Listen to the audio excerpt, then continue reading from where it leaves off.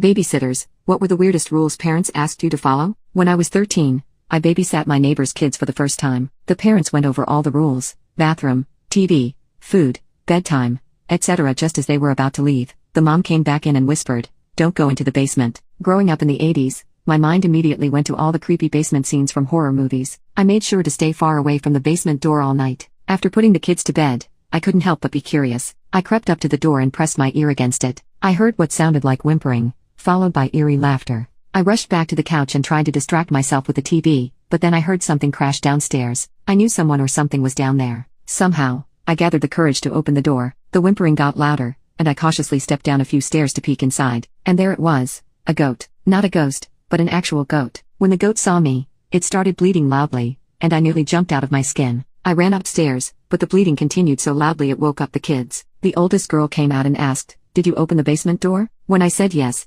she replied, "Carlos thinks you're going to feed him when you do that, so he starts yelling." I was so relieved to know it was a goat, because if she had told me that beforehand, I would have thought Carlos was some kidnapped person down there yelling for food. It became hilarious after that. When the parents came home, I told them the story, and the mom nearly died laughing. They were in the process of fixing the goat pen and had to keep Carlos in the basement for a few days. I'll never forget that night.